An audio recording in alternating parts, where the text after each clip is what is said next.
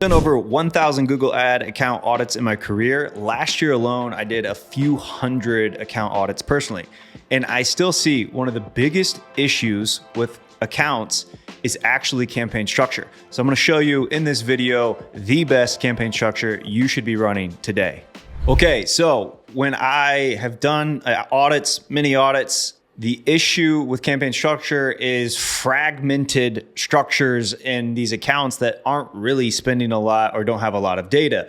And the issue with that is the key is consolidation. So when you have consolidation, and in this beautiful little visual I have for you guys today on my iPad, when you have consolidation, you're allowing for faster machine learning for the Google algorithm, especially if you're going to be tapping into smart bidding, which eventually you're going to want to once you have an optimized campaign.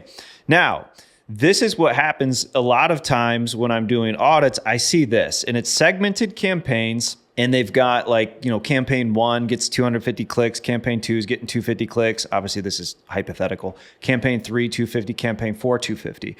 So all of those clicks, there's 1,000 clicks, but they split that up amongst 4 different campaigns. And then if you think about, let's say conversion rate's only a few percent, especially if you're just getting going, what happens? Slower learning, limited data per campaign. And so think about this. What happens if all of these were actually moved over into a single campaign? Well, now you get 1,000 total clicks inside of a single campaign, which means you have faster learning, more data for optimization. So now this works, obviously, if you're running similar themed terms, right? It probably doesn't work if you sell $10,000 garden fountains and then you also randomly sell TVs or computer monitors, right? Those you wouldn't want to lump in together into one campaign. So you still have to theme it out. But if the theme is around the same topic or product category or are very similar, and it's going to have similar goals, right? Then it makes sense to start consolidated. And why? What are the benefits of that? Faster algorithm learning, better budget optimization, more reliable smart bidding, and clearer performance trends. Okay, another visual of this is just a fun analogy that I've done before in the past. Fishing, right? So think of your segmented campaigns now as fishing nets, and you're in the same pond or lake or ocean or whatever. But now if you're segmented campaigns, you have these small nets, right? So you have multiple small nets and they're out fishing. Well, what happens there? Well, again, slower learning, less efficient catch, more effort to manage. So instead of a couple small little boats with small little fishing nets, instead with one consolidated campaign, you have one big, large net. You're going to have faster learning. You're going to have better catch efficiency of the fish and easier to manage. So that's why instead of having 3 little small boats out with small nets, big commercial fishermen have big boats and big nets. And so if we were to actually draw a circle here of this would be our, fancy little pond or lake. Instead of having okay, hey, Mr. Fisherman, you go there and you go here, Bob, and you go over there, Jeff. Well, they're only getting these small little areas, right, of this entire body of water. Okay, well, what happens if actually I get this giant boat and this is going to be a terrible net, but I get a giant boat with this giant net that we can cast. And there you go, right? You're taking up 10x more of the body of water versus those 3 little small nets. So that is how you kind of have to think about it. When you see people, they go into their accounts and they've got all these campaigns, very similar themes as well. Maybe it's display monitors, but they decided to split it by, hey, we're going to have our 32-inch monitors in this campaign and we want everything below 25-inch over here. Well, that doesn't, why, right? Why are you the way that you are? Is it because of some weird thing that you wanted to track? Because it's going to negatively impact the way those campaigns are going to be able to perform because there's the fragmented data of it. When in reality, listen, you sell display computer monitors, put those all in one campaign to start, get enough data flowing in there, get enough conversion volume flowing in there, dial that thing in, then worry about segmenting, because what you start to segment is low performers or fat, basically. And that is where the optimization cycle takes place, but you've got to get the campaigns breathing room with lots of good data. So that's why, I mean, today, listen, Google Ads, the more data you have, it's got to be good data, but the more data you have, the easier it is to start managing the accounts. The less data, it's very finicky to work with, really, really hard to work with. And so always be thinking consolidating, think big fishing boat, not a bunch of small fishing boats. Here is another way of looking at it in regards to smart bidding learning requirements, right? You're going to need 30 in 30 days for target CPA. You're going to need 30 in 30 days for TROAS, generally speaking. Now, people in the comment section, they're going to be like, I've done well and I only get 5 conversions a month. Sure, whatever. It's going to happen. But in most cases, you're going to need consistent conversion volume of at least 30 plus. I'm not saying it's impossible for it not to happen and work with lower conversion volume. It does. I'm saying most cases you need enough volume, and usually 30 plus in a month is that sweet spot. In some cases you need more, in some cases it can be less, right? But you need consistent volume there. Well, when you, again, segment, right? Let's look at the learning impact of segmenting with those 4 campaigns. Those 4 campaigns, let's say you're getting 40 total monthly conversions. You're now only getting 10 conversions per month in those 4 campaigns. So these, 4 campaigns that we broke out up there, you're now only getting 4 or 10 conversions, 10 conversions, 10 conversions, 10 conversions.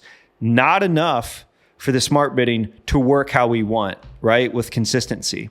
And so when you segment, it negatively influences then what you're able to do with the smart bidding. However, again, if we're in one nice consolidated one campaign here, we got 40 total conversions now in one campaign, our smart bidding is going to have a better time of learning because it's meeting the conversion volume threshold that it operates the most effectively at. The other thing, and I've talked about this in any of the video trainings I've done in regards to responsive search ads, because you can have 15 headlines, you can have 4 descriptions, and a lot of people they'll fill all of that out.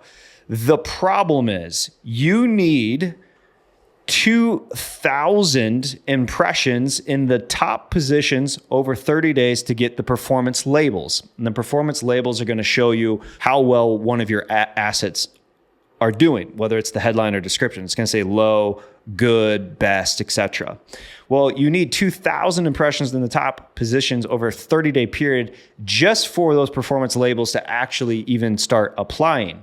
Okay, well, also, let's look at this. 15 headlines, 4 descriptions. That's 2,700 possible combinations, right? And so you're going to need 100 impressions per combination to have enough data. So that means you're going to need 273,000 impressions for all combinations. That will not happen when you segment your campaigns out. And that's why consolidation helps even in the ad testing now, because when you're getting more impressions consolidated into one ad group, you're now able to actually start allowing responsive search ads to do what they do well, and that's test all of these different combinations.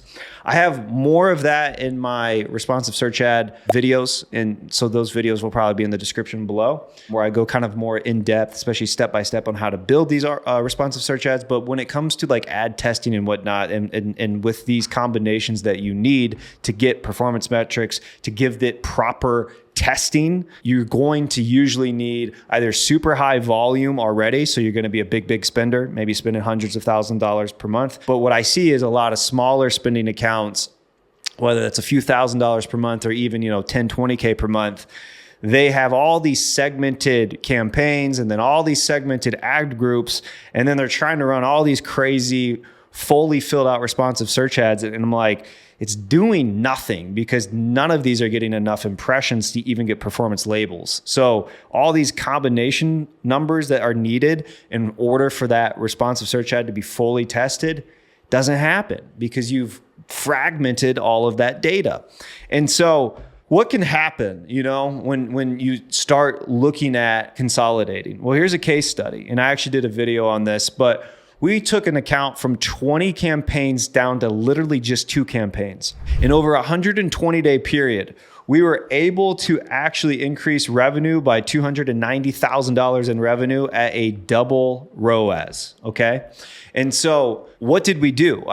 We took an account, they had 20 campaigns, and actually most of those campaigns were only getting like 5, 10 conversions a month. So they fragmented all of that data, right? What we did, and this was very similar product types to it. It made absolutely no sense to do the split that they did, but they were utilizing some AI tool that wanted to break everything out in like the most granular way possible. Again, I used to love those types of structures 5 years ago. It just doesn't work as well today. Consolidation works the best. We took them, we just consolidated, all right? And we properly set up the consolidation in the campaigns, but we consolidated this down to 2, allowing all of that data to flow into that one campaign. Guess what happens to then the smart bidding that we were utilizing? Boom, we were like feeding it now, all of this data. And what happened was $290,000 increase in revenue at a double ROAS in a 120-day period. So, sometimes less is more with Google Ads today. Not needing to go in there and a lot of people feel like they have to go make all these different changes every day. No, it's not how many changes, it's the right changes that matter in your account. And in this case, the right change was actually, let's get this consolidated down. Now, over time, so people might ask this, right? Because they're going to be like, well, hold on a second. I've heard you talk about, splitting campaigns by performance and things. Yes, when you've got enough data. So let's say those 2 campaigns that we went from 20 to 2, let's say now we're in this optimization stage where we start to see, hey, actually there's some product categories or products that are not doing very well in our consolidated campaigns. We may now start, and I call this, cutting the fat or pruning. We may now start pruning that, where we're starting to take out low performers. And this would obviously be in regards to an e-commerce, because this was an e-commerce case, but we're taking out low performers and we're moving those then into their own consolidated campaign structures, usually a standard shopping campaign in that case, running some sort of hybrid approach there. But we consolidated, then you prune. If you try to segment and over-segment too quickly, then again, you fragment the data. You don't get enough data in each campaign. You don't allow any breathing room for the smart bidding, and nothing even takes off. So that's why you start consolidated. It's almost kind of like a shotgun approach, I suppose. Then you start, lasering in. Eventually, you're going to have a sniper rifle campaign. It's super laser targeted. But you start broad, allow lots of data to come in, then you prune, then you cut fat, and you move things out and segment from there. Only if you have the volume, though. You must continue to have a lot of volume there for that to happen. So when to segment? Well, brand versus non-brand, right? So if I'm Nike, I'm going to have a Nike campaign, and I don't want my Nike keywords being mixed in with non-brand Nike keywords, right? So if someone's looking up, if I have a non-brand golf apparel campaign, I don't want my, non-brand people looking just for like men's golf hats, women's golf hats, etc. I don't want Nike to be a part of that, right? If someone's looking for Nike, though, I want Nike to be specifically split out. This is if you are Nike, like you own Nike, this is your account. So whatever your brand is, bobscomputerparts.com, right? You want Bob's Computer Parts, people who are searching for that in a branded campaign, and you do not want Bob's Computer Parts showing in any of your non-brand campaign efforts. Again, in Bob's Computer Parts, it would be computer part search terms or search keywords that he's going after. You don't want Bob's brand name showing there. It would skew the data. So you segment in that case. Locations, especially international targeting, that makes sense to segment in many times. Time zone differences, audience differences there. So I do like to segment usually with locations. Categories, I already brought this up in this video, TVs versus video games, or in my crazy case today was garden fountains that are $5,000 to $10,000 versus TVs or computer display monitors. Obviously, you wouldn't want to put those things together. And so it's got to be, when I'm talking about this consolidation, I'm still talking about a proper themed campaign. And if you want to know how to build a proper themed campaign, go watch how to set up a Google search campaign the right way. I have a video on that. That'll be in the description below. Another reason to segment, different goals, right? So if you're e-commerce and you have different margins for different brands or different product categories, probably a good idea to have different splits, because you wouldn't want to consolidate the same products or same keywords into a campaign that you're like, actually, I need a 5X here and a 2X here, because I've got different margins on those. So different goals would be a reason to segment. And then what no longer works? Single keyword ad groups. You don't want to be utilizing single keyword ad groups anymore. That is dead. Segmenting campaigns by alpha beta structure. That used to be my old favorite method back in the day. That is dead. You don't need to segment by match types. You do not need to segment by device. All of that is dead. You no longer need to worry about any of that. I still see that today. It no longer makes sense. You don't need to do that. Then going into, all right, well, what about ad group structure? Well, with ad group structure, like your campaign, you want to consolidate. So the goal with ad groups is no longer SKAGs, right? The single keyword ad groups. It's now, themed ad groups. Someone created this is not I did not create this. Someone created STAG, okay? Single themed ad groups. And so in this case, for a plumber, we have a plumbing campaign, but instead of splitting out all of these search keywords into individual ad groups, which would be like the old SKAG method, we have themed ad groups. So we have a general plumbing ad group, and this is just like plumbing companies, plumbing services, plumbing near me, etc. Then we have emergency. So here we've got emergency plumber, 24/7 plumber. So the ad copy there is going to resonate for the 24/7 and emergency plumber searches, right? So you can focus 100% of your ad copy on just what people care about for those emergency and 24/7 searches, which obviously is going to be like, emergency plumber, we can be there in 1 hour, yada, yada, right? That may not resonate with someone. Emergency plumber might not mean anything to someone who's just looking for plumbers near me. Okay. Like it's not really an emergency. I just need to get this particular job quoted out. So general, you're going to have probably more general ad copy. Emergency is going to be super focused on emergency. And then we've got affordable, plumbing affordable, any of the cheap plumbers, affordable plumber sort of searches. All right. Well, our ad copy here now needs to be really focused on price. The emergency people might not care as much about price, right? I need someone now. Okay. The affordable person, like, I'm probably willing to wait maybe a day or two. So like be there in an hour doesn't resonate as much with me as more like, cool, they're running some sort of new customer sale right now. So you can really, really laser target then your ad copy and resonate then with the searcher at that moment. And that's why, so STAG, it's themes. You're just theming out those ad groups, but you're putting and consolidating as many of those keywords as you can into those themes. Now, don't go too crazy. I see people dump 100 keywords into their ad groups. You don't need to do that, but you just have to think strategically, but you have to think in themes.